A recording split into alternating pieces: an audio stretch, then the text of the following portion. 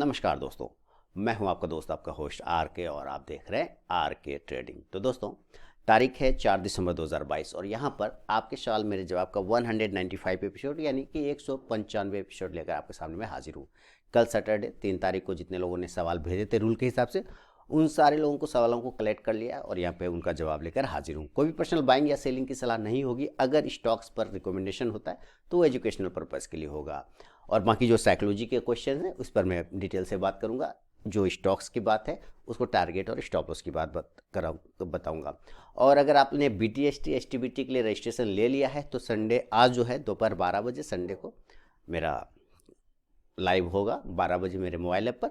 आप वहाँ पे ज़रूर ज्वाइन करें। अगर आपकी रजिस्ट्रेशन कंप्लीट हो चुकी है तो मोबाइल ऐप के अंदर ही आपको ज्वाइन नाउ का बटन मिल जाएगा।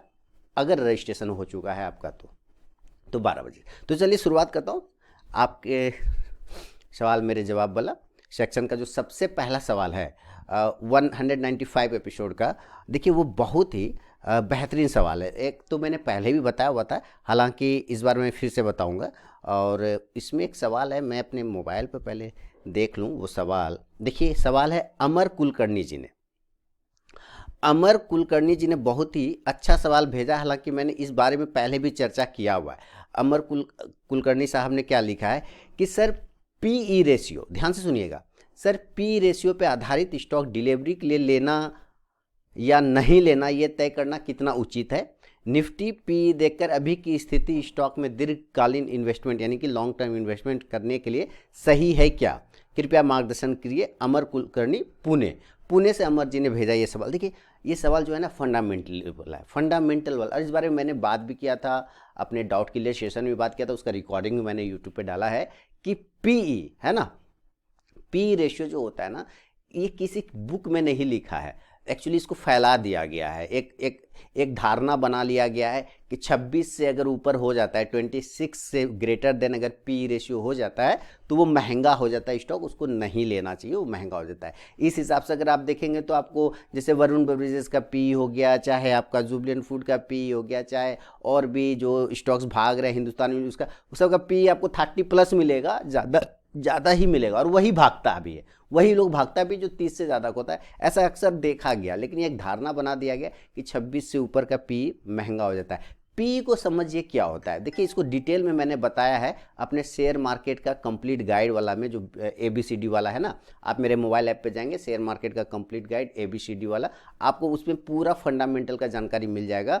उसमें पूरा फंडामेंटल कोर्स को साथ मैंने टेक्निकल भी ऐड किया। आप जरूर उस कोर्स को बाय कर सकते हैं, मात्र 1495 रुपये के आसपास का है। लेकिन यहाँ पर मैं आपको समझा देता हूँ पी रेशियो का मतलब क्या है। पी रेशियो वो वैल्यू है जिसको शेयर से आप ये कंपेरिजन करें। मान लेते किसी का पी वैल्यू 30 आ रहा है, 30 मान लेते हैं अमर जी कि 30 आ रहा है किसी का पी वैल्यू, तो वो कह रहा है कि तुमको इस शेयर का 1 रुपया कमाने के लिए, तुमको इस शेयर से 1 रुपये कमाने के लिए तुमको 30 रुपये खर्च करने पड़ेंगे। बात समझिए, इस शेयर में तुमको 1 रुपये कमाने के लिए तुमको 30 रुपये खर्च करना पड़ेगा। ये होता है पी, मोटा मोटी आइडिया समझिए। अब किसी का पी 10 है तो इसका मतलब वो बोल रहा है कि इस शेयर से तुमको 1 रुपये कमाने के लिए तुमको 10 रुपये इन्वेस्ट करना पड़ेगा, 10 रुपये खर्चा करना पड़ेगा। अब आप समझिए कि किसी का 10 रुपया खर्च करके 1 रुपया कमाते हैं और किसी में 30 रुपये खर्च करके 1 रुपया कमाते हैं, तो सस्ता कौन हुआ? 10 रुपये वाला। इसीलिए कहा जाता है कि कम से कम पी वाला जो है आपको शेयर खरीदना चाहिए, ताकि आपको उसमें इन्वेस्टमेंट कम करना पड़े। बात समझ रहे हैं कि 10 रुपया लगाएंगे तो 1 रुपया मिल जाएगा, क्योंकि उसका पी 10 है, इसका 30 रुपया है, तो 30 रुपया लगाना पड़ेगा 1 रुपया के लिए। तो यही चीज़, तो जिसका जितना कम होगा पी, आपको वो शेयर ज़्यादा सस्ता लगेगा market wise, fundamentally wise. Price wise वो 3000 का हो सकता है, प्राइस वाइज वो 10,000 का हो सकता है, शेयर का प्राइस वाइज वो 10,000 का हो सकता है। अगर पी उसका 10 रुपया तो वो सस्ता है, वो सस्ता है, ये समझिए। तो पी रेशियो जिसका कम होता है आपको ज़्यादातर, और ईपीएस ज़्यादा होना चाहिए, पी कम होना चाहिए, ईपीएस ज़्यादा होना चाहिए, वो स्टॉक ज़्यादा बेहतर माना जाता है। पर ये किसी किताब में नहीं लिखा है कि 26 से 30 हो जाएगा तो वो महंगा हो जाएगा, ऐसा कोई किताब, इसको लोग एक धारणा बना दिया गया है। ठीक है अमर जी, तो आप समझ गए। तो वैसे स्टॉक्स को ढूंढिए जिसका पी वैल्यू कम है, आप उसमें इन्वेस्टमेंट कर सकते हैं। तो ये अमर कुलकर्णी जी के सवाल पर मेरा जवाब था। उम्मीद है अच्छे तरीके से सारे लोगों को समझ में आ गया होगा। देखिए एक इसी तरह का सवाल है, मैं और भी बता दूं, स्टॉक्स वाले सवाल फिर मैं लूँगा एक साथ में, मैं सारे स्टॉक्स के सवाल को देख लूँगा, उसका टारगेट और स्टॉप लॉस। और ये एक सवाल है अनंत कुमार जी कर्नाटका से लिख रहे हैं। देखिए इनका भी सवाल बहुत ही बेहतरीन है। अनंत कुमार जी कर्नाटका से क्या लिख रहे हैं? लिख रहे हैं sir, good morning, I am going to retire from service shortly. जल्द ही ये रिटायर हो रहे हैं अपने सर्विस से। Now my all deductions like LIC, housing loan, EMI and some deductions towards mutual fund will come to end. Now I can invest maximum 20,000 every month regularly. Please guide me and suggest some portfolio which will be helpful my retirement life. Okay तो आनंद जी कह रही ये retire हो जाएंगे और ये सारे पैसे अब इनके पास आ जाएंगे वगैरह वगैरह जो भी है, और इनको चुकाना भी पड़ेगा लोन EMI, ये खत्म हो जाएगा। ठीक है, जो चुका रहे वो सब कंप्लीट हो जाएगा। अब जो है ये 20,000 रुपया एवरी मंथ जमा करना चाहते हैं SIP के थ्रू माध्यम से। तो कुछ अच्छे पोर्टफोलियो वाले स्टॉक्स इनको बताए, पोर्टफोलियो मतलब स्टॉक्स ही बताया जाए। 20,000 रुपये ये एवरी मंथ देना चाह रहे हैं। तो 20,000 का मतलब है कि लगभग 2.5 लाख रुपए का आसपास का ईयरली का इनका जाएगा, 2.5 लाख रुपए। तो देखिए सबसे पहले ना आनंद जी आपको मुबारक हो कि आप रिटायर हो रहे हैं। अब जो आप सुकून भरी लाइफ जिएंगे, एंजॉय करिए इस लाइफ को। अब आपका दूसरा जन्म हो रहा है। व्यक्ति कब जन्म करता है? एक बार जब जॉब ले रहा है एक नया जर्नी होता है, और जब रिटायर हो जाता है तब तो वहाँ से एक नया जर्नी स्टार्ट होता है। तो नया जन्म हो रहा है आपका, रीबॉर्न, है ना। अब आपको पैसे लगाने 20,000 रुपये हर मंथ। देखिए सबसे पहले तो आप कभी भी ये मत सोचिएगा कि ये महंगा स्टॉक है और ये सस्ता स्टॉक है। कभी मत ये सोचिए ये महंगा स्टॉक है ये सस्ता स्टॉक है। इसका मतलब ये नहीं कि अब आप जाके MRF में लगा दीजिए, ना, वैसा भी नहीं करना है। आप लार्ज कैप स्टॉक एक सबसे पहले समझिए, एक लार्ज कैप म्यूचुअल फंड को पकड़ लीजिए। अगर स्टॉक सिलेक्शन में दिक्कत है तो आप large cap mutual fund axis का भी पकड़ सकते हैं, टाटा का भी पकड़ सकते हैं। एक्सिस ब्लू चिप फंड आता है लार्ज कैप ग्रोथ, वो ले लीजिए। एक स्मॉल कैप फंड रखिए, एक स्मॉल कैप, क्योंकि जब मार्केट डाउन होता है ना तो डाउन होने के बाद जब वो बाउंस करता है ऊपर की साइड में भागता है, तो स्मॉल कैप वाले जो स्टॉक्स हैं वो बहुत तेजी से भागते हैं, और जो लार्ज कैप वाले स्टॉक्स हैं वो ऊपर होल्ड करके रखते हैं, अपनी गिरावट को नीचे नहीं आने देते हैं। इसका मतलब आपका जो है SIP या जो भी इन्वेस्टमेंट है वो बैलेंस हो जाता है।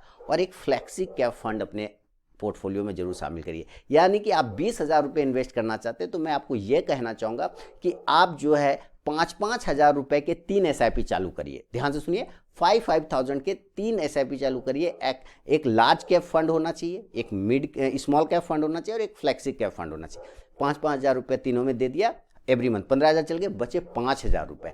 अब 5,000 रुपये को एक बेहतरीन फंडामेंटल स्टॉक जो कि मैं अक्सर अपने चैनल पर रिकमेंड करता रहता हूँ, आप वीडियो को देखिए कंटिन्यू, आप उस स्टॉक्स में पैसे देखिए। बहुत सारे स्टॉक्स मैं देता रहता हूँ डेली, लगभग आप लोगों को मिल जाता है बहुत सारे स्टॉक। जैसे कि अभी देखिए रिसेंटली एक स्टॉक बहुत कम भाव पे है, हो सकता है ये आपको 2 साल ना चले, हो सकता है 2 साल ना चले, इसका मतलब ये नहीं कि वो खराब हो गया ना। जैसे कि ABC आदित्य बिरला कैपिटल जबरदस्त स्टॉक है। मिर्जा इंटरनेशनल 65 पे दिया था, आप भी तो शामिल थे, 300 350 हो गया, 350 हो गया। इसी तरह के स्टॉक अभी ABC बहुत सस्ते भाव पे है, अभी के करेंट सिनेरियो में बहुत सस्ते भाव पे ABC आदित्य बिरला कैपिटल, आप उस पर नजर रख के चल सकते हैं। 5,000 वहां डाल दीजिए, 5,000 गिरे और 5,000 डालना है, गिरे क्योंकि हर मंथ जाना है ना, 5,000 उसमें भी डाल दीजिए। 5,000 आदित्य बिरला कैपिटल वो ले सकते हैं, है ना। ये सारे स्टॉक्स और प्लस इधर SIP ये चलते रहेंगे। आपकी रिटायरमेंट लाइफ जो है ना आगे 10 साल के बाद आप जब देखेंगे अपने पोर्टफोलियो का रिटर्न तो माशाल्लाह बहुत खुशी होगा और बहुत ही आपको ज़बरदस्त रिटर्न मिलेगा, ऐसा मेरा उम्मीद है। क्योंकि मैं भी SIP करता रहता हूँ तो मुझे उसके रिटर्न पता है। तो आप इस तरह से आप अपने पोर्टफोलियो को मैनेज करिए और पैसे को इन्वेस्ट करिए, और रिटायरमेंट लाइफ आपको मुबारक हो सर। तो ये है अनंत जी कर्नाटका से लिखा था इन्होंने सवाल। अब देखिए एक और व्यक्ति का बहुत ही अच्छा सवाल है, और ये है एजाज मेहदी जी बड़ोदरा से लिख रहे हैं। और ये क्या लिख रहे हैं ये समझिए, लिख रहे हैं इस बार का मेरा क्वेश्चन थोड़ा पर्सनल है। मैं आपके लाइव वीडियोस देख रहा था तो उसमें आपने एक वीडियो में red hand retain, red hand क्या होता है सर? रेड मतलब लाल, हाथ मतलब हाथ, रेड हैंड रिटेन नोट्स के डायरी के बारे में बताया था, ठीक है, जिसमें आपने अपना पूरा एक्सपीरियंस लिखा हुआ है। आप जो नोट्स पेपर वर्क बनाते हो वो कैसे हम भी बना पाएँ, नोट्स के रिलेटेड टिप्स प्लीज़ दीजिए, जिसे हम भी अपने ट्रेडिंग में इंप्रूवमेंट ला पाएँ और इफेक्टिव ट्रेडिंग सिस्टम डेवलप कर पाए। एजाज मेहदी जी बड़ोदरा से लिख रहे हैं। ये डायरी मेरा एक वीडियो है कि आप डायरी ज़रूर बनाइए, अपना ट्रेडिंग जर्नी का डायरी। जैसे आज सुबह बैठा ना अपने ट्रेडिंग में एजाज साहब, और शाम तक उठे 3 बजे उठे, 2 बजे उठे, 12 बजे उठे, डजेंट मैटर। आपने क्या देखा मार्केट में, कौन से स्टॉक्स को आपने सेलेक्ट किया, किस लेवल पे सेलेक्ट किया, उसका बिहेवियर आज पूरा दिन कैसा था, कितना ऊपर गया, कितना नीचे गया, कहाँ रुका, किसको ब्रेकआउट के बाद वो ऊपर भागा, किसको ब्रेकडाउन के बाद नीचे, ये सारी आप अपनी डायरी में लिखिए। आप सारी अपनी डायरी में लिखिए, ये लिखना पड़ेगा। जब आप लिखेंगे ना तो 1 महीने भी अगर लिख लेते हैं, 21 दिन भी अगर आप लिख लेते हैं, तो 1 महीने बाद जब उस डायरी को आप पढ़िएगा ना तो आपकी आंखें खुल जाएगी कि अरे इतना ज़्यादा समरी, इतना ज़्यादा ज्ञान उस डायरी में आ गया कि कौन सा स्टॉक कहाँ पे मूव कर रहा है, कौन सा स्टॉक कहाँ पे जा रहा है। आपको लिखना पड़ेगा। लिखने के लिए कोई टिप्स नहीं मिल होता है सर। डायरी निकाले और जो देखा आपने अपने स्टॉक्स के बारे में उसको नोट कर लिया। सिंपल सी तो बात है, इतना से तो करना है। आप अपने जीवन से जुड़ी जैसे चीज़ों को, लोगों ने डायरी लिखना आजकल बंद कर दिया। डायरी लिखना चाहिए।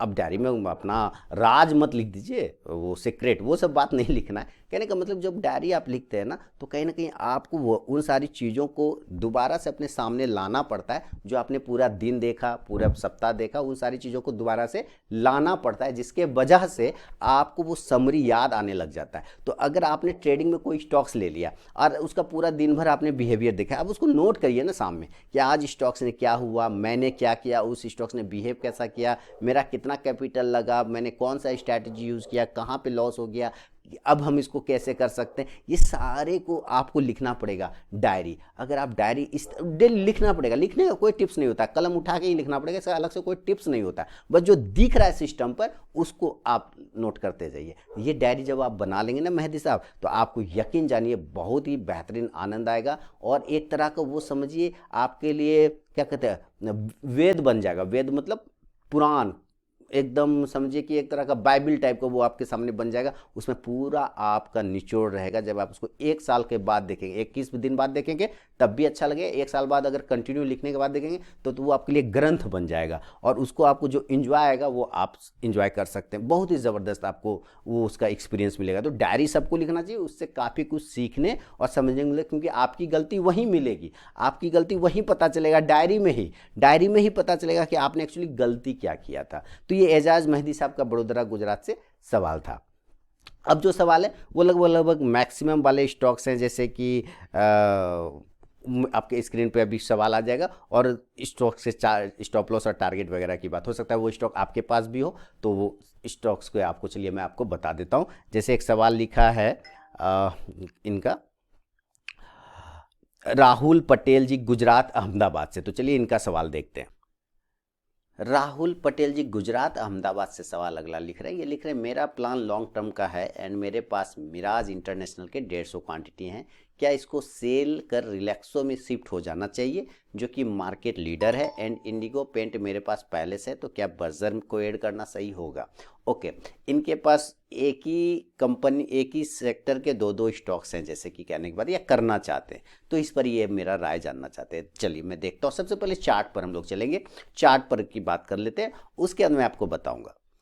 तो चलिए इनका मिराज इंटरनेशनल के चार्ट को हम लोग ज़रा देखें कि क्या है मिराज इंटरनेशनल। देखिए मिराज इन्होंने लिखा था ना, एक्चुअली ये मिराज इंटरनेशनल नहीं है, वो मिर्जा, या मैं गलत पढ़ रहा हूँ, ये भी इम्पॉर्टेंट है, मिर्जा होगा। मैं तब से सोच रहा हूँ ये मिराज कौन सा स्टॉक हो गया, मिर्जा इंटरनेशनल होगा। ठीक है सर, जब मिर्जा आपके पास है ना, जब मिर्जा आपके पास है तो रिलैक्सो को रखने की कोई ज़रूरत नहीं है। मैं आगे मतलब ये मेरा ही मल्टी बैगर स्टॉक है, दिया हुआ, रिकमेंडेशन किया हुआ, ज़बरदस्त। मैंने तो 65 के आसपास दिया था और ये स्टॉक 375 तक का, सेम सा एक ही साल में 2022 में ही दिया, और ये 2021, हाँ शायद 2021 के मिडिल में, और उसके बाद ये 375 हो गया। आप यहाँ से देखिए, जब ये आपके पास ऑलरेडी है तो आपको रिलैक्सो को ऐड करने की कोई ज़रूरत नहीं है, आप इसमें भी बने रह सकते हैं। राहुल जी इसमें कोई टेंशन नहीं है, तो रिलैक्सो को आप भूल भी सकते हैं, कोई टेंशन नहीं। अगर आपको रिलैक्सो लेने का मन है, फिर भी कहीं चूंकि इच्छा जग चुकी है, तो एक बार उसके भी चार्ट को देख लेना चाहिए। 956, देखिए क्या शानदार, 880 से 956 के तक का यहाँ से बाउंस कर गया, एकदम वन वे रैली में जा रहा है। आपको टेंशन नहीं है, रिलैक्सो भी ले सकते हैं, लेकिन मैं कहूँगा छोड़ दीजिए, आपके पास ऑलरेडी है मिर्जा इंटरनेशनल, डोंट वेरी, कोई टेंशन नहीं है, आप बने रहिए मिर्जा इंटरनेशनल में, कोई दिक्कत वाली बात नहीं। अच्छा, दूसरा है कि आपने बर्जर लेना है कि इंडिगो, इंडिगो आपके पास है, बर्जर ऐड कर सकते हैं क्या? आप पूरा का पूरा इंडिगो सेल करके बर्जर में शिफ्ट हो जाइए, पूरा का पूरा इंडिगो सेल करके बर्जर में शिफ्ट हो जाइए, या फिर आप सिर्फ इंडिगो में ही बने रहिए, बर्जर को देखिए भी मत, कहने का मतलब है। क्योंकि दोनों सेम लीडर है, दोनों सेम सेक्टर का। इंडिगो भी बुरा नहीं है, फंडामेंटली टू गुड है। इसलिए आप या तो इंडिगो को पूरा सेल करके बर्जर में शिफ्ट हो जाइए, या फिर इंडिगो में बने रहिए। चॉइस यहाँ पे आपकी है। मैं कहूँगा कि आपको बने रहना चाहिए, कोई दिक्कत वाली बात नहीं। लेकिन यहाँ पे प्राइस वाइज आप थोड़ा सा ये कर सकते हैं कि सर इंडिगो थोड़ा महंगा है प्राइस वाइज, और जो है बर्जर सस्ता है ना। इंडिपेंडेंस के नाम से आता है ना वो, इंडिपेंडेंस के नाम से आता है मेरे ख्याल से, उसका कौन सा, इंडिगो पेंट्स। चलिए देखें यहाँ पे आ गया इंडिगो पेंट्स, ये तो इंडिगो पेंट्स के नाम से आता है, PNTS, ये आता है। हाँ, यहाँ पे आप प्राइस वाइज थोड़ा सा ये कह सकते हैं कि ये 1340 रुपये का है, और वो जो है बर्जर पेंट जो है वो तो थोड़ा सस्ता है, 600 रुपये के आसपास का है, यानी कि आधा के आसपास का है। तो प्राइस वाइज ये आप यहाँ पे क्वांटिटी बढ़ा सकते हैं, इंडिगो को सेल करके बर्जर में क्वांटिटी ऐड कर लेंगे तो डबल क्वांटिटी आपको मिल जाएगा। लेकिन ख़राब नहीं है इंडिगो, इस बात को भी आपको ध्यान रखना है कि इंडिगो भी ख़राब नहीं है, बहुत ही बढ़िया स्टॉक है, आप उसमें बने सकते हैं। बस क्वांटिटी वाइज आप कम या ज़्यादा हो जाएगा, क्योंकि ये एक ही क्वांटिटी मिलेगा, वहाँ 2 क्वांटिटी मिलेगा बर्जर में, क्योंकि इसके बर्जर का प्राइस आधा है। तो आप इसको सेल करके बर्जर में बढ़ा लीजिए। अगर आपको क्वांटिटी ज़्यादा लेना है तो आप बर्जर में शिफ्ट हो जाइए, अदरवाइज कोई दिक्कत वाली बात नहीं है राहुल जी, ठीक है। तो ये है राहुल पटेल जी के सवाल पे मेरा अपना जवाब। गुजरात अहमदाबाद से, फिलहाल ये ऑस्ट्रेलिया में है। तो चलिए आगे बढ़ता हूँ अगला सवाल की तरफ। और अगला सवाल है लक्ष्मीकांत जी लिख रहे हैं। लक्ष्मीकांत जी हैदराबाद से लिख रहे हैं, nice analysis you are giving, thank you. Okay sir, welcome. I want to join your premium group. Okay, मेरा कोई प्रीमियम ग्रुप नहीं है लक्ष्मीकांत साहब, मेरा कोई प्रीमियम ग्रुप नहीं है। मैं प्रीमियम ग्रुप चलाता ही नहीं, मैं ये सब चिरकुटाई वाला काम ही नहीं करता, है ना। मैं अपने लैंग्वेज बोलूँ तो ये चिरकुटाई वाला काम होता मैं नहीं करता। अब मैं आपको बताता हूँ कि मेरे पास कौन सा ग्रुप है। मेरे पास है एक स्विंग ट्रेडिंग का ग्रुप, और कोई प्रीमियम उरियम का नहीं नाम होता है सर। प्रीमियम क्या होता है? टेस्ट अच्छा लगा अच्छा है, टेस्ट खराब लगा खराब है। प्रीमियम रख के क्या होता है? बाटा का जूता लीजिए, क्या टूटता नहीं है वो? क्या वो भी तो टूट जाता है ना। रिलैक्सो का लीजिएगा तो वो टूटता नहीं है क्या? वो भी तो टूट जाता है। प्रीमियम क्या होता है? आई डोंट नो, मुझे कभी प्रीमियम का ना एक डिफिनेशन समझ ही नहीं आया। बेस्ट कहता है सर, मुझे बेस्ट चाहिए। अक्सर आप लोग भी ढूंढते होंगे बेस्ट होना चाहिए। क्या है बेस्ट? बेस्ट का एग्जाम डिफिनेशन जरा सोचेंगे। देखिए ये छोटी बात हो सकती है आप लोगों के लिए, लेकिन मेरे लिए बड़ी बात है। ध्यान से सोचिएगा तो बेस्ट का एग्जाम्पल आप लोग भी नहीं दे पाएंगे। आप एक मोबाइल हाथ में रखें लक्ष्मीकांत साहब, आपने जब खरीदा वो बेस्ट होगा, यही ना कि ये बेस्ट मोबाइल है, चलो इसी को खरीदते। आपने खरीद लिया होगा, शोरूम से बाहर निकले उसका बेस्ट खत्म हो गया, क्योंकि उससे लेटेस्ट मॉडल लॉन्च हो चुका है, तो आपका बेस्ट तो खत्म हो गया ना। तो क्या है बेस्ट का एग्जांपल? वो चीज जो आपके लिए वर्क कर रहा है सही से, बस वही बेस्ट है, बस और कुछ भी नहीं। तो यहाँ बेस्ट कुछ नहीं होता है सर, मेरे हर चीज बेस्ट है, मैं मान के चलता हूँ मेरा हर चीज बेस्ट है, हर चीज बेस्ट है मेरा। इसीलिए क्योंकि वहां पे लोग पैसे बनाते हैं, मेरे लिए उतना इंपॉर्टेंट है। तो मेरा एक स्विंग ट्रेडिंग ग्रुप है, अगर आप मेरे लिंक के थ्रू अकाउंट ओपन करें, एस्प्रेसो, फायर्स, जेरोधा, ये सब में अगर आप अकाउंट ओपन करते हैं तो आप मेरे स्विंग ट्रेडिंग ग्रुप में ऐड हो जाएंगे, और वहां पर आपको फिर स्विंग कॉल्स मिलेगा। स्विंग कॉल्स में फ्री वाले भी देता हूँ, और स्विंग कॉल्स में अपने ग्रुप में, तो फ्री में क्या होता है कम मिलता है, वहाँ पे ज़्यादा मिलता है, ये डिफरेंसेस होते हैं। तो वहाँ पे अगर ज़्यादा चाहिए तो आप मेरे लिंक के थ्रू अकाउंट ओपन करें, देन मैं आपको ऐड कर लूँगा। अब बात है आपके सवाल पे। I bought Tata Consumer call when it was at 800 and 798 thinking that it will be bounce back and carrying 9000 share. Okay, इन्होंने टाटा कंज्यूमर के सी को खरीद लिया है। अब आपने खरीद तो लिया है सर, लेकिन जानते हैं मैं उतना समझदार नहीं हूँ लक्ष्मीकांत साहब, मेरे साथ दिक्कत है। क्या दिक्कत है पता है? मुझे जब तक आप बताएंगे नहीं ना कि आपने कितने का कॉल लिया हुआ है, कौन सा स्ट्राइक प्राइस का कॉल लिया है, आई एम नॉट मैजिशियन, मैं जादूगर हूँ ही नहीं।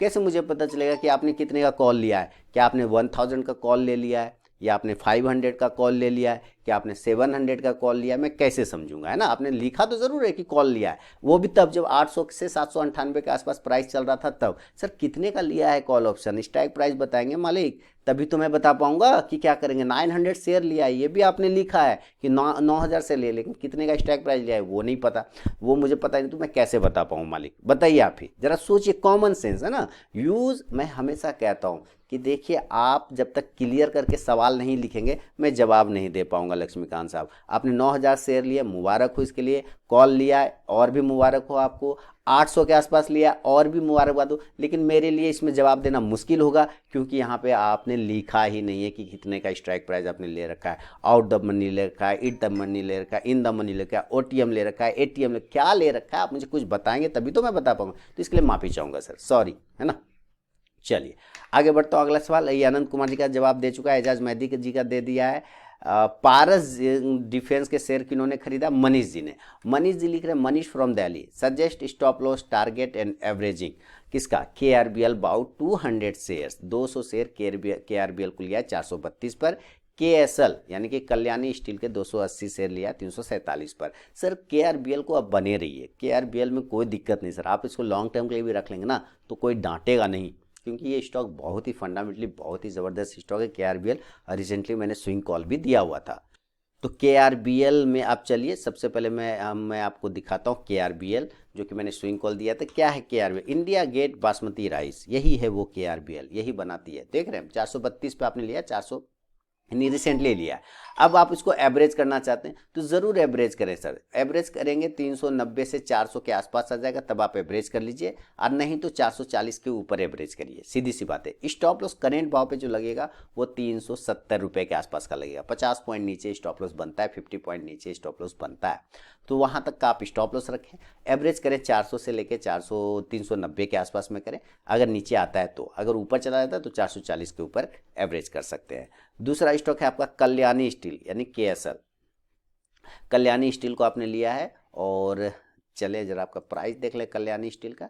तो इन्होंने लिया हुआ है 280 से 432, 200 से 347 पर, 347 पर कल्याणी स्टील लिया, 335 चल रहा है। यानी करेंट आप ही हाई लगाते हैं सर, है ना, टॉप आप ही बनवाते हैं। मैंने कई बार देखा है टॉप आप ही बनवाते हैं और वहीं से फिर स्टॉक में नीचे आ जाता है। इसके लिए जो है आप बहुत ही धन्यवाद के पात्र हैं। देखिए 355 के ऊपर आपको क्वांटिटी ऐड करना चाहिए, अगर ऊपर निकल गया तो। ध्यान से सुनिए, 355 के ऊपर लेना है। अब 347 पर लिया, यहाँ पे कहीं आपने ले लिया तो स्टॉप लॉस 310 के आसपास का लगेगा, ठीक है। तो 310 के आसपास स्टॉप लॉस लगेगा, 355 के ऊपर आप क्वांटिटी ऐड कर सकते हैं। और नीचे अगर आ गया, पहले ऊपर नहीं जा पाया, नीचे आ गया, तो 315 से लेकर 325 वो एरिया है जहां पे आप क्वांटिटी ऐड कर सकते हैं, यानी कि एवरेज कर सकते हैं मनीष जी, ठीक है ना। तो ये मैंने आपको बता दिया इसके लेवल। फिलहाल जब उसके ऊपर जाएगा तब आपको अच्छे टारगेट 400 420 तक के भी टारगेट देखने को मिल जाएगा। KRBL को लॉन्ग टर्म के लिए भी रख के चलिए, बहुत ही बढ़िया स्टॉक है। अगला सवाल है गौरव अग्रवाल जी ने लिखा है। देखिए गौरव जी ने क्या लिखा है। गौरव अग्रवाल जी लिख रहे हैं, I am holding CSC 7% of my portfolio, average price around 88, ठीक है। Fundamentally I am fully confident about the company, very good, need your technical view and should I increase or decrease the percentage allocation towards CSC। बहुत बढ़िया। अब बात समझिए, लेकिन मैं सारे लोगों को पहले एक चीज़ समझा दूं कि भाई आपको फीडबैक देना इंपॉर्टेंट है। आप फीडबैक नहीं देंगे तो मुझे पता कैसे चलेगा मैं अच्छा काम कर रहा हूँ, बुरा काम कर रहा हूँ, सही काम कर रहा हूँ, गलत काम कर रहा हूँ, कैसे पता चलेगा। तो मेरे लिए मोटिवेशन मेडिसिन का काम करता है, और वो है आपका फीडबैक दीजिए। और साथ ही आप टेलीग्राम चैनल को ज्वाइन कर लीजिए आरके ट्रेडिंग को, जहाँ पे आपको लाइव मार्केट में कॉल्स मिलता है। आरके ट्रेडिंग मोबाइल ऐप को डाउनलोड करना बिल्कुल ना भूलें। तो चलिए शुरुआत करूँ। यहाँ पे इनका सवाल जो है बता दूं कि 88 पर इन्होंने CSC का एवरेज प्राइस है इनका, और पूरे पोर्टफोलियो का 7% इनके पास है। कहते हैं फंडामेंटली मैं कॉन्फिडेंट हूँ, उसमें टेंशन नहीं है। टेक्निकल व्यू आप मुझे बता दिए। सर मैं भी कॉन्फिडेंट हूँ गौरव जी, मैं भी कॉन्फिडेंट हूँ CSC के बारे में, ठीक है। CSC के साथ प्रॉब्लम यही है कि इसका कॉम्पिटिटर थोड़ा सा ज़्यादा है, और कोई दिक्कत वाली बात नहीं है। अदरवाइज ये स्टॉक 700-800 का हुआ करता था, फिर स्प्लिट होके यहाँ पर आया, स्प्लिट हुआ है, गिरा नहीं है प्राइस, स्प्लिट हुआ है ना, स्प्लिट हुआ है। तो स्टॉक्स अभी भी अगर रेशियो वाइज देखा जाए तो 750 के आसपास का वैल्यू है इसका। तो 80 रुपीज़ एक हर्डल है, और ये देखिए 68 से वापस वहाँ 86 तक चला गया था। तो 80 रुपीज़ हर्डल है। करंट भाव पे स्टॉप लॉस 7, चूंकि आपने लॉन्ग टर्म रखा है तो स्टॉप लॉस की अभी ज़रूरत यहाँ पर आपको है नहीं। तो आप 80 रुपीज़ के ऊपर इसमें मूवमेंट पाएंगे, और सबसे बड़ा जो रेजिस्टेंस एरिया वो आप ही का प्राइस है 88। और 90, 88 से 90 के आसपास का जो हर्डल है ना, वही बड़ा हर्डल है, क्योंकि आप देख रहे हैं इसके पास ये ऊपर जा नहीं पा रहा है। तो जिस दिन ये ब्रेकआउट हो गया है वो आपको 100, 120, 140 तक के भी टारगेट CSC दिखा देगा। तो कोई दिक्कत नहीं, आपने बिल्कुल सही स्टॉक पकड़ा है, अच्छा स्टॉक्स पकड़ा है, आप इसमें लॉन्ग टर्म बने रह सकते हैं, बिल्कुल बने रहिए। तो ये है गौरव अग्रवाल जी, दिल्ली से सवाल था। अमर कुलकर्णी जी के सवाल का जवाब दे दिया है। अब है टोनी गुप्ता जी, रांची से लिख रहे हैं सवाल। इनका सवाल देखिए क्या है, ये लिख रहे हैं PNB गिल्ड्स पर शॉर्ट टर्म बाय करना चाहता हूँ, इसका बाय और SL बता दीजिएगा। ओके, GICRE यानी कि आप ये सरकारी कंपनी है, जनरल इंश्योरेंस को बाय किया है 152 पर, इसका 1 से 2 साल के लिए SL बता दिए और एड कहाँ करना है, ठीक है। बालकृष्ण इंडस्ट्रीज का एक कॉल 2200 दिसंबर का बाय किया है, 2200 का बाय किया है कॉल, अच्छा 2200 का स्ट्राइक प्राइस का बाय किया है, स्टॉक प्राइस 2060 है, इसका SL बता दीजिए। तो अगर लक्ष्मीकांत जी अभी भी आप वीडियो देख रहे हैं, उम्मीद तो है कि आप नहीं देख रहे होंगे, अपना सवाल देख के निकल गए होंगे। अगर आप देख रहे हैं तो देखिए सर, स्ट्राइक प्राइस को लिखना जरूरी, इन्होंने लिखा है ना कि एक कॉल 2200 का लिया है, तो स्ट्राइक प्राइस जब तक लिखेंगे नहीं तो मैं बताऊंगा कैसे, तो इन्होंने लिखा है। तो चलिए इसको भी देख लेंगे। और चौथा लिख रहे हैं, थैंक यू सर, आपके रिकमेंडेशन पर RVNL को होल्ड किया था और इसमें अप्रोक्स 65,000 रुपये का प्रॉफिट बुक किया, इसके लिए बहुत बहुत धन्यवाद। दोबारा इसे कहाँ बाय किया जाए ये ज़रूर सजेस्ट कीजिएगा। ओके, तो चलिए सबसे बड़ी बात कि आपने 65,000 का प्रॉफिट बुक किया, आप लिख भी रहे हैं कि मेरे रिकमेंडेशन से। बहुत कम ऐसे लोग हैं जो थैंक यू बोलते हैं, उसमें से आप एक हैं जो थैंक यू बोलते हैं। बाकी लोग ये समझते हैं कि ये पत्नी धर्म है, पत्नी धर्म निभाना है, पति को खुश रखना है, ये अपना काम करता है, हम लोग को खुश रखता है, बस बात खत्म है। आप थैंक यू बोलते हैं, ये बड़ी बात है।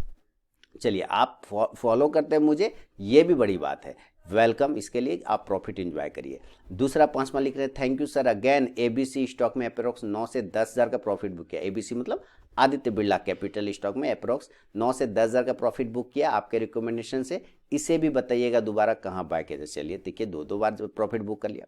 अब छठा सवाल है इनका, कुछ दिनों से PSU सेक्टर बहुत भाग रहा है और सब वन वे भाग रहे हैं, इसका क्या हुआ, जो मरे से मरे हुए बैंक डबल हो गए, अपनी राय जरूर दी। सबसे पहले PSU बैंक पे ही राय दूंगा। देखिए, इनका NPA जो है ना वो थोड़ा सा घटना स्टार्ट हो गया, इसका मतलब है कहीं ना कहीं लोग जो है ना टाइम पे लोन चुकाने लगे, टाइम पे कहीं ना कहीं लोन चुका रहे हैं और लोन रिकवरी तेजी हो गया, लोन रिकवरी फास्ट हो गया है, इसका एक रीज़न तो ये है। दूसरा रीज़न हो सकता है कि अभी बजट आ रहा है, तो बजट जब आता है ना नियर में, तो उसके वजह से भी स्टॉक्स में, सरकारी स्टॉक्स में मूवमेंट मिलता है, जैसे कि रेलवे स्टॉक्स बन गए, आपके PSU बैंक में बन गए, है ना, तो ये वजह भी हो सकता है। अभी मैं रिसेंटली रिपोर्ट पढ़ा था कि NPA में थोड़ा सा आपको कटौती हुआ है, लोग टाइम पे लोन चुका रहे हैं, पैसा रिकवरी हो रहा है, इस वजह से भी इसका कारण हो सकता है, ऐसा मुझे लग रहा है। अब जो आपने थैंक यू लिखा RVNL और इसके लिए ABC के लिए, तो इसके लेवल में दोबारा से आपको बताने की कष्ट कर देता हूँ। तो चलिए, RVNL, देखिए मैं जो सेवा आप लोग को दे रहा हूँ फ्री ऑफ कॉस्ट में, इसी सेवा के लिए लोग पैसे चार्ज करते हैं, इसी सेवा के लिए, और उनका कितना एक्यूरेसी है मुझे डोंट नो, मैं पता ही नहीं, आप लोगों को पता है मेरा एक्यूरेसी कितना, फ्री ऑफ कॉस्ट में देता हूँ, एंजॉय करिए प्रॉफिट का, कोई दिक्कत नहीं। अब यहाँ पे देखिए, RVNL को दोबारा से बाय करना है। देखिए, सबसे पहले तो अब RVNL को नीचे के लेवल पे अभी बाय नहीं करना है, अभी नहीं करना, बाय हमें हमेशा ऊपर के लेवल पर करना है, 85 के ऊपर, पहला कंडीशन। अब अगर नीचे आ गया, 50 के आसपास आ गया, तब बाय करिए, 50 के आसपास आ जाए तब बाय करिए, अदरवाइज 85 के ऊपर निकल जाए तब बाय करिए, उसके पहले नहीं करना है। क्लियर? अब है आपके दोबारा जो है ABC, तो ABC का तो अभी लेटेस्ट वीडियो डाला ना सर, ABC के बारे में तो अभी लेटेस्ट वीडियो मैंने डाला है, आदित्य बिरला कैपिटल की, भाई ज़बरदस्त है, भाग रहा है, अभी मैंने 130-135, अभी आपने प्रॉफिट बुक कर लिया, ओके कोई बात नहीं, प्रॉफिट बुक कर लिया तो कोई टेंशन नहीं, अभी मत तब बाय करिए, थोड़ा इसको चलने दीजिए, चल के जब रुक जाए, यानी इस तरह का जब फिर से हिसाब बना लीजिए, इस तरह का एक कंसोलिडेशन फेज में आ जाए, जब कंसोलिडेशन फेज का ब्रेकआउट करे तब फिर उसके बाद एंट्री करेंगे और तब पैसा, तो अभी थोड़ा टाइम लग सकता है टोनी साहब, तो थोड़ा वेट करके चलिए। क्लियर है? चलिए, यहाँ पे भी हो गया। अब है PNB गिल्ड्स पर शॉर्ट टर्म बाय करना चाहते हैं, तो चलते हैं PNB गिल्ड्स की तरफ, PNB गिल्ड्स, और ये आगे PNB गिल्ड्स शॉर्ट टर्म को बाय करना चाहते हैं, तो शॉर्ट टर्म जो लेवल बनेंगे PNB गिल्ड्स का अभी नहीं बनेगा, वो 67 के आसपास बनेगा, 67-68 के ऊपर निकलेगा, तब 70-72 तक के टारगेट आपको एक बार PNB गिल्ड्स शॉर्ट टर्म में दिखाएगा, अभी नहीं दिखाएगा। और आपने जनरल इंश्योरेंस को लिया है, GICRE को, जनरल इंश्योरेंस कॉरपोरेशन को, सरकारी कंपनी लिया नहीं, लेना चाहते हैं ना, कहाँ पे 152 पर लिया है, ओके ठीक है, 152 पे 152 पर लिया, स्टॉप लॉस 132, 20 पॉइंट के स्टॉप लॉस लगेंगे, 132 का एक स्टॉप लॉस लगेगा, उसके पहले का कोई स्टॉप लॉस सही बन नहीं रहा है। 155 के ऊपर अगर ये निकल जाता है 155 के ऊपर, तो 165 से 70 तक के टारगेट देखने को आपको ऊपर में बनेगा। हो सकता है ये 200 भी चला जाए, लेकिन कंडीशन है जब तक वो 155 से 160 को ब्रेक नहीं करे तब तक इसमें मूवमेंट नहीं बनेगा। क्लियर। आगे है बालकृष्ण का 2200 का कॉल लिया हुआ है आपने और क्या स्टॉक प्राइस 2060 है इसका एसएल, ओके। तो सबसे पहले हम लोग बालकृष्ण इंडस्ट्रीज का चार्ट देख लेते हैं।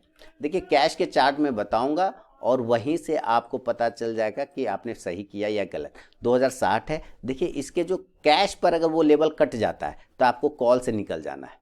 कैश का लेवल आता है 1960, इसके नीचे निकलने पर ही आपको परेशानी होगा, अदरवाइज अभी पूरा दिसंबर बचा हुआ है, एंजॉय करिए। 2080 से लेके 2100 का एक रेजिस्टेंस एरिया है, अगर उसके ऊपर निकलता है तो आपका प्रॉफिटेबल ट्रेड बन जाएगा। पूरे दिसंबर अभी बना रही है, कोई बात नहीं, लेकिन स्टॉप लॉस 1960 के आसपास का लेके चल सकते हैं। मैं कैश के लेवल बता रहा हूँ, बस जैसे वो लेवल कटे आप अपना ऑप्शन से निकल जाइए।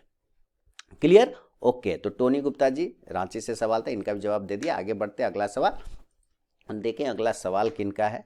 अगला सवाल गोविंद प्रसाद जी उत्तराखंड से लिख रहे हैं। क्या लिख रहे हैं, इनका सवाल है गोविंद प्रसाद जी का उत्तराखंड से। चलिए जरा इनका सवाल दोबारा से ले आए अपने सामने। हाँ ये है इनका सवाल है, पीएल और धामपुर शुगर के बारे में क्या इसे इस समय खरीद सकते हैं, प्लीज़ बताने की कृपा करें। धामपुर शुगर चीनी शेयर में जो मूवमेंट आ रहा है उसके वजह से आपका अट्रैक्शन हो सकता है। पीएल का मैंने शॉर्ट टर्म कॉल दिया तो उसके टारगेट भी आ गए पीएल का, तो खैर चलिए कोई बात नहीं, स्विंग कॉल दिया हुआ था, आ गया था मेरा वो स्विंग ट्रेडिंग ग्रुप में। अभी जो है जो करंट सीनियर चूंकि आ चुका है टारगेट, तो बताने में कोई कष्ट नहीं है यहाँ पे। देखिए बाइंग ये 780 770 का अगर आप लॉस लेने के लिए तैयार है तब आप जरूर बाय करें करंट पे, कोई दिक्कत नहीं।